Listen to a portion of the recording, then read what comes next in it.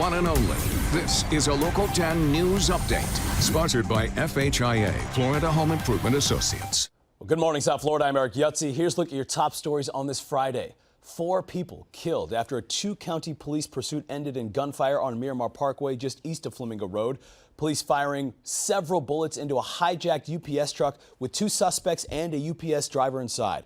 It happened during rush hour traffic on Thursday afternoon. We're told an innocent victim who just happened to be in a vehicle near that shooting was also killed.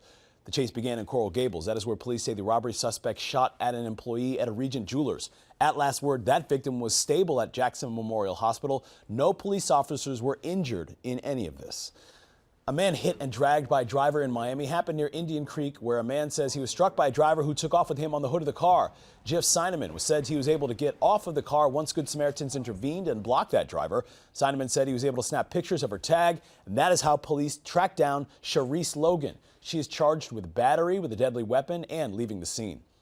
A North Bay Village police officer finding himself on the wrong side of the law, accused of driving the wrong way while drunk and in his police car. Sergeant James McVeigh kept silent as he walked out of jail. Pembroke Pines police say McVeigh was driving the wrong way on US 27 just south of Pines Boulevard in his marked police car when officers pulled him over. North Bay Village police say they have a zero-tolerance policy for these actions. They've suspended McVeigh from his duties as the investigation continues. Listen to Local 10's podcast, The Florida Files, wherever you are, whenever you want. Just say, Alexa, play the Florida Files podcast. Getting the latest episode of Florida Files. Here it is from TuneIn. Previously on the Florida Files. Or just ask Siri, I want to hear the latest Florida Files podcast. Here's the newest episode of the Florida Files. Get the Florida Files on Alexa, Google Home, or Apple devices just by saying, play the Florida Files podcast. The Florida Files from the one and only Local 10. South Florida man accused of punching a father right in front of his 8-year-old son has been arrested. 23-year-old Courtney Wilson facing a charge of aggravated battery.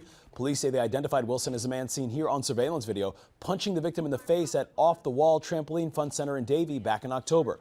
The victim said the attack was over a game card. Well, as breaking news happens, we'll continue to keep you covered on air and online. Head to local10.com for more local news coverage and updates.